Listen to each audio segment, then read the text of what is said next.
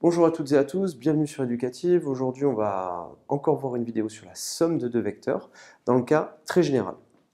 Alors, qu'est-ce qui se passe dans les exercices quand vous avez à calculer, par exemple, la somme du vecteur IJ et la somme du vecteur AB? Vous devez calculer ça.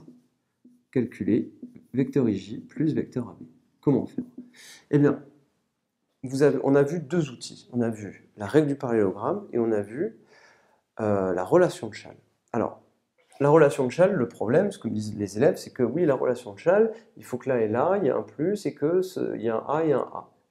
Ce n'est pas le cas. La règle du parallélogramme, il faut un parallélogramme. Ici, on n'a pas de parallélogramme. Eh bien, c'est très simple. Vous avez deux options.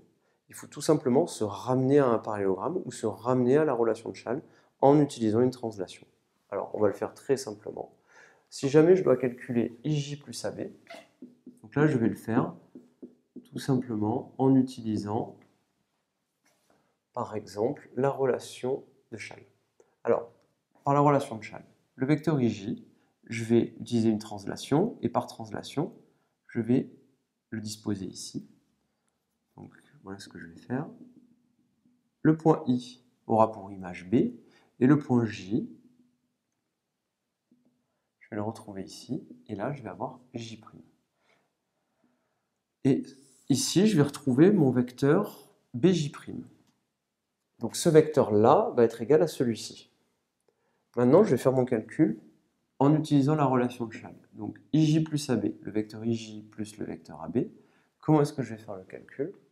Eh bien, je vais en réalité faire AB, que je conserve, mais au lieu d'ajouter IJ, je vais rajouter BJ'. Parce que ces deux vecteurs-là,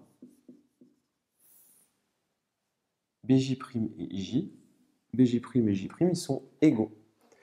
Et au lieu d'effectuer donc IJ plus AB, je vais effectuer AB plus BJ'. Le résultat que j'obtiendrai par la relation de Chasles, ça sera AJ'. Tout simplement. Donc, rappelez-vous, quand vous avez deux vecteurs, vous pouvez vous ramener tout simplement, pour faire la somme, à la relation de Chasles.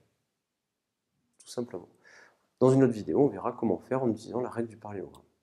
Je vous remercie et à très bientôt sur Éducative.